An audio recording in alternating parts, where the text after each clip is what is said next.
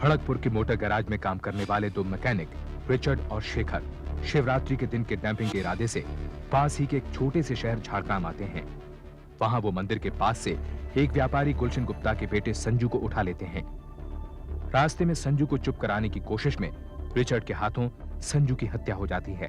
गुलशन जब अपने बेटे के लापता होने की रिपोर्ट लिखवाने पुलिस स्टेशन जाते हैं तो वहां उन्हें एक रिक्शे वाले के पास से संजू के कपड़े और एक खत मिलता है, जिससे उन्हें पता चलता है कि संजू का अपहरण कर लिया गया है। कुछ दिनों बाद गुलशन को रिचर्ड का फोन आता है और वो उससे 1 लाख रुपए मांगता है। पुलिस ट्रेस करके पता लगा लेती है कि वो फोन खड़गपुर से आया था, लेकिन अब तक सभी इस बात से अनजान थे कि संजू मर चुका है।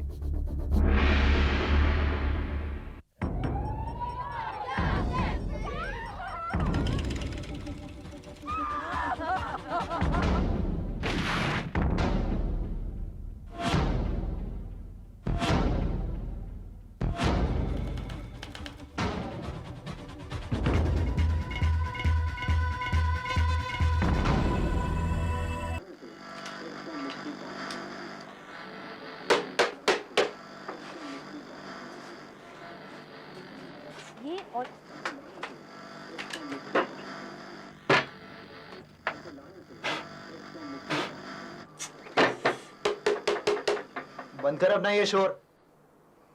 जैसा तू वैसा तेरा ये रेडियो कबाड़। क्या कहा तूने? क्या कहा? फिर से क्या? कबाड़, कचरा, निकम्मा। ये देख, तू मुझसे तमीज से बात किया कर। नहीं तो क्या कर लेगा तू? है? क्या कर लेगा? 15 दिन से पाल रहा हूं तुझे। तू जैसा निकम्मा मेरे ही हाथ लगना था। हाँ, तू तो बहुत काम का है ना।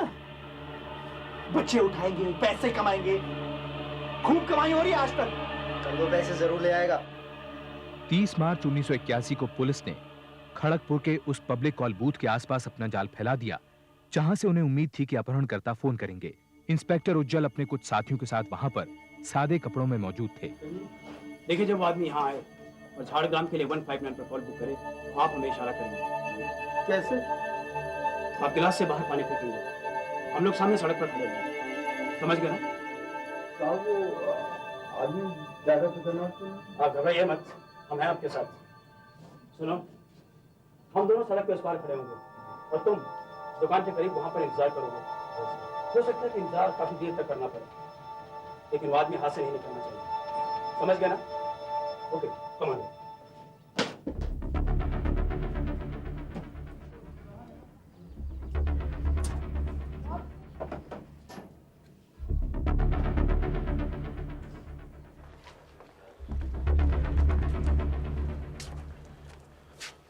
क्या हुआ? क्या हुआ?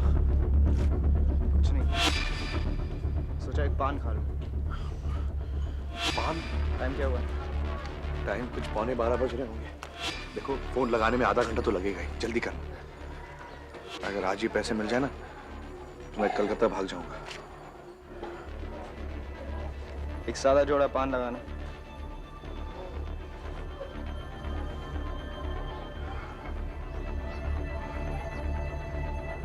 तू पान लगवा, मैं कॉल बुक करा के आता हूँ। जल्दी करना। हाँ ठीक है, मैं बाद में फोन करता हूँ।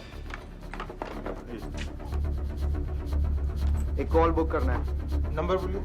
झाड़ग्राम 159। क्या बात है? क्या देख रहे हैं? कभी आदमी नहीं देखा है क्या? नहीं नहीं, वो बात नहीं है। आप नंबर मिलाइए, मैं जरा हाथ धो लेता हूँ।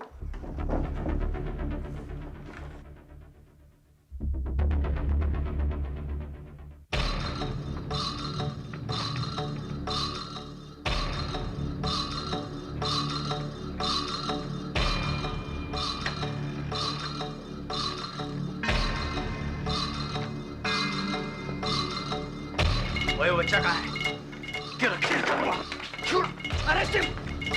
थोड़ा सा देखें।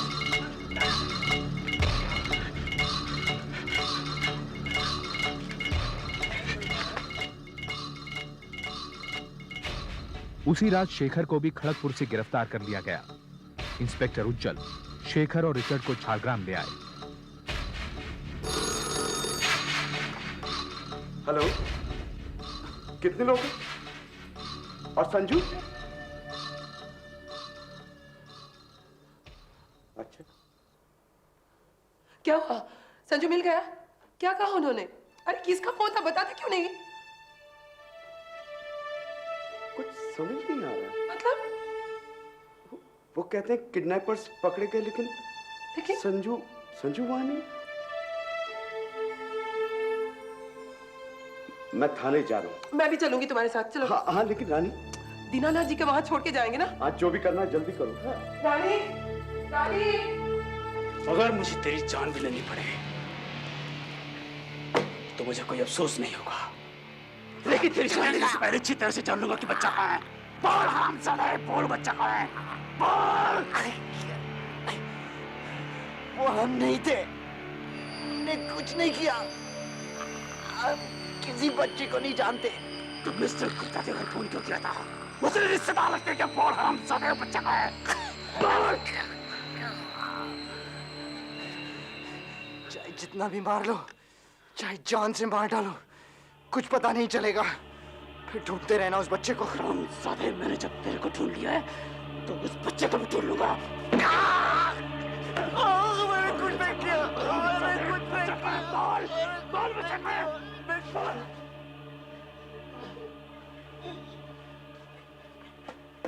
सर, मिस्टर गुप्ता आए। मिस्टर गुप्ता, ठीक है, मैं आता हूँ।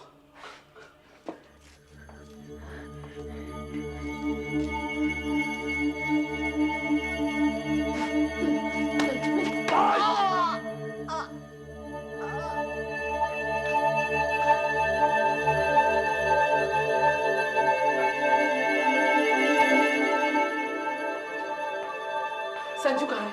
यही है ना? बुलाइए उसे। बहुत ही ढीठ हैं दोनों, अभी तक कुछ नहीं बोला, कुछ नहीं बताया। ये भी नहीं बताया कि आपका बेटा कहाँ है, लेकिन उगल देंगे, सब कुछ बता देंगे। लेकिन अगर संजू उनके किसी और साथी के पास हुआ तो? मैं तो कब से कह रही हूँ, ये पुलिस के बीच में पड़ने से सब गड़बड़ हो जाएगी। देखिए, आप मुझे उनसे मिलने दीजिए, मैं उनसे पूछती हूँ। हम दोनों पैसे देने को भी तैयार हैं, वो जरूर मुझे बता देंगे। देखिए मिसेस गुप्ता, ये मेरी जिंदगी का पहला किडनैपिंग का केस नहीं है। ऐसे अपराधियों से मुझे अच्छी तरीके से निपटना आता है। तो फिर अभी तक आप संजू का पता क्यों नहीं लगा पाए? पता नहीं कब ये सब खत्म होगा, कब हमें संजू मिलेगा। सब कुछ बताने को तैयार है, क्या थोड़ी सी और करो।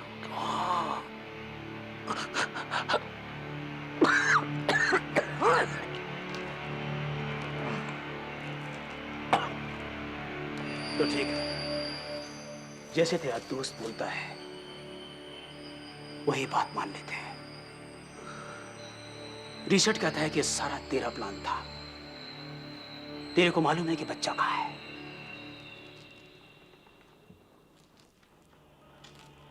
वो कहता है कि वो तो सिर्फ एक प्यादा है, सारी चालें तू चल रहा है। क्या? सचमुच ऐसा बोला? तेरे को उसका स्टेटमेंट दिखाऊं?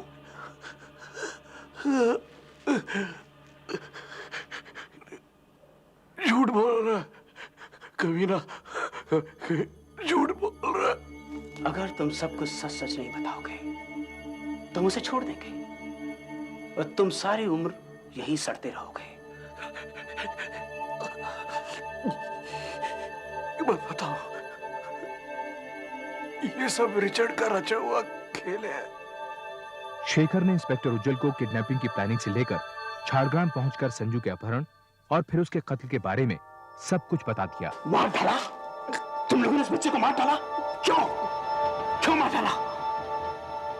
शेखर इंस्पेक्टर उज्जवल को उस जगह ले गया जहां उन्होंने लाश को दफनाया था, लेकिन जमीन गीली होने की वजह से कुछ ही दिनों में लाश इतनी बुरी तरह सड़ चुकी थी कि उसको पहचान पाना लगभग नामुमकिन था।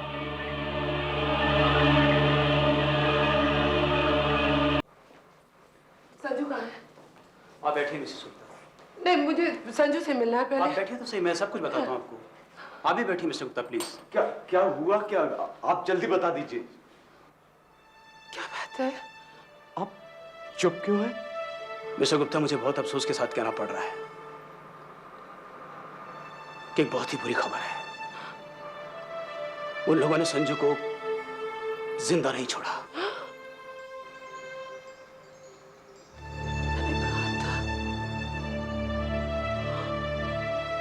मैंने कहा था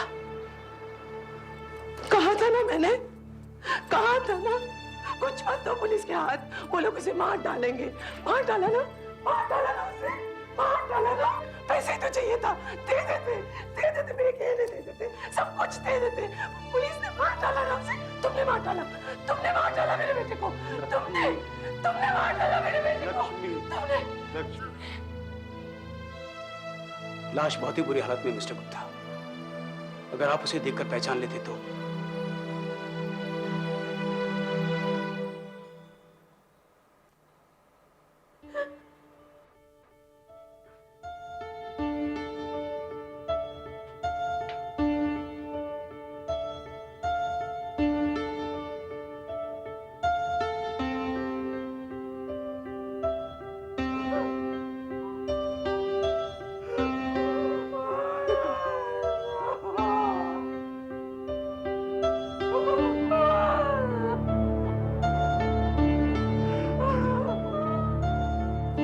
संजू को मरे 3 हफ्ते से ऊपर हो चुके हैं और अभी तक हम उसका अंतिम संस्कार नहीं कर सकते।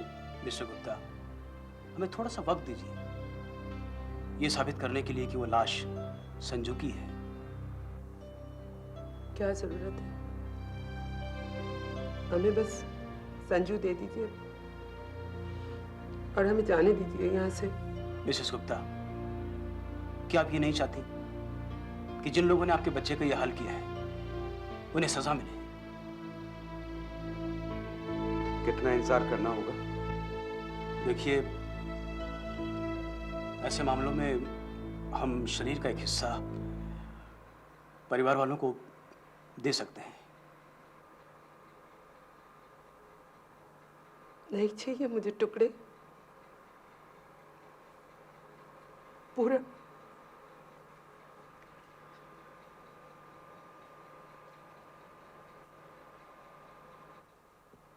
ओम श्री अग्निदेवाय भूमंडल आवाहनम चिता मध्ये दशोगात निर्जीव अग्नये स्वाहा।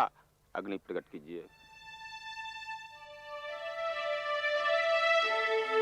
गुलशन और लक्ष्मी के जोर डालने पर इंस्पेक्टर उज्जवल ने उन्हें उस लाश की पेल्विक बोन दे दी। संजू के परिवार वालों ने उस हिस्से से अंतिम संस्कार कर दिया। इनकार करता है। वो तुझे बेवकूफ बना रहा है। वो लाश संजू की हो ही नहीं सकती। ये सब सिर्फ मुझे फंसाने के लिए बोल रहा है। लाश संजू की है कि झूठ बोल रहा है? तो साबित करो ना।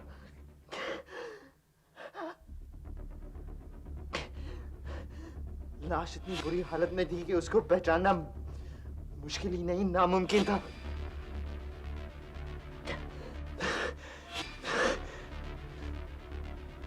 बच्चा कहाँ है ये सिर्फ मैं ही जानता हूं।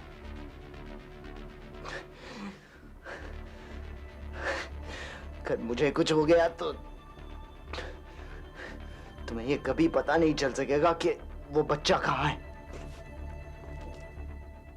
कुछ दिनों बाद मामला सेशंस कोर्ट में पहुंचा।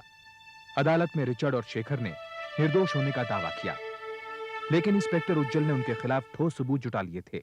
रिचर्ड को गिरफ्तार करने के बाद सबसे पहले मैंने उसकी लिखाई का नमूना लिया। हैंडराइटिंग एक्सपर्ट्स की रिपोर्ट भी यही बताती है कि रिचर्ड की लिखाई बंडल में मिली चिट्ठी की लिखाई और टेलीग्राम की लिखाई से मेल खाती है।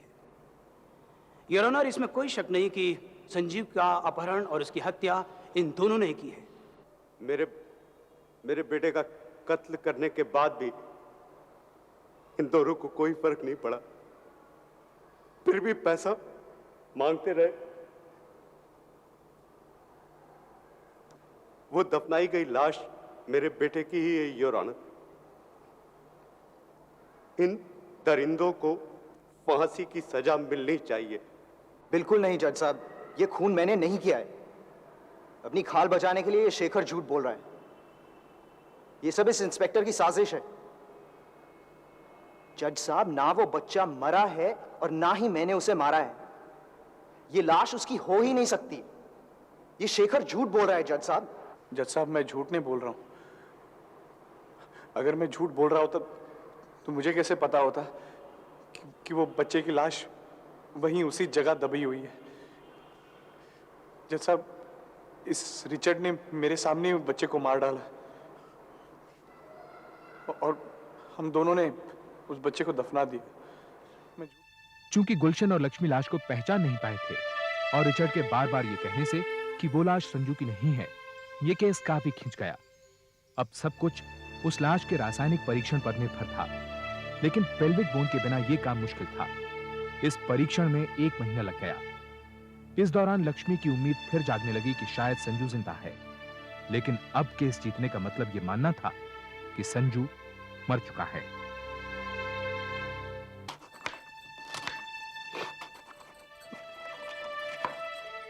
मैं आपको बता रही हूँ, कोर्ट में जाने से कुछ नहीं होगा।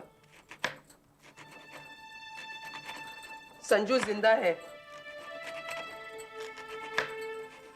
वो रिचर्ड कह तो रहा है कि उसने संजू को कहीं छिपा रखा है।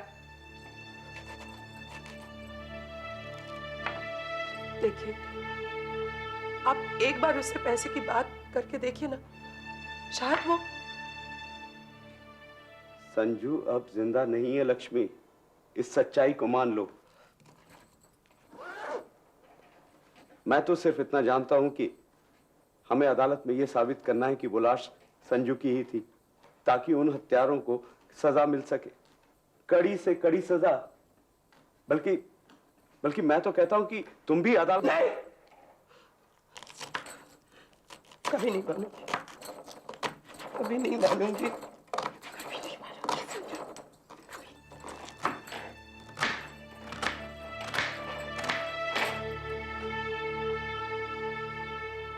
लेबोरेटरी की रिपोर्ट भी यही बताती है कि जो शव मिला उसके चेहरे और सिर का ढांचा संजीव की तस्वीर से मिलता था। यही नहीं, शव के बाल और डेंटल स्ट्रक्चर के एग्जामिनेशन से बात साफ है कि वो संजू का ही शव था, योर ऑनर। ये अदालत ने रिचर्ड को फांसी की सजा सुनाई और शेखर को उम्र कैद की। इस फैसले के खिलाफ दोनों ने हाई कोर्ट और फिर सुप्रीम कोर्ट में अपील की, लेकिन दोनों अदालतों ने सेशंस कोर्ट के फैसले को बरकरार रखा।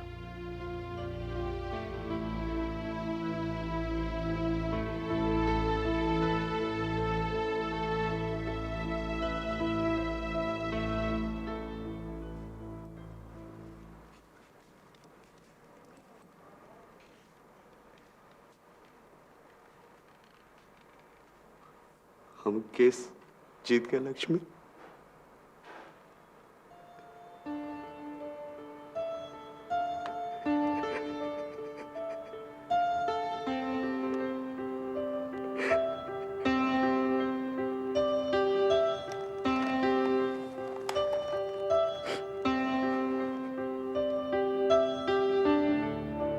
रिचर्ड ने कम से कम 6 बार राष्ट्रपति से रहम की अपील की, लेकिन सभी नामंजूर हो गईं। उसे 1986 में फांसी हो गई। शेखर आज भी पश्चिम बंगाल के एक जेल में उम्र कैद की सजा काट रहा है। उसकी सजा सन 2002 में पूरी होगी। रानी की शादी हो चुकी है और वो अपने परिवार के साथ कलकत्ता में रहती है। गुलशन और लक्ष्मी आज भी झारग्राम में उसी घर में रहते हैं। वो आज तक अपने बेटे की दर्दनाक मौत से नहीं उबर पाए हैं।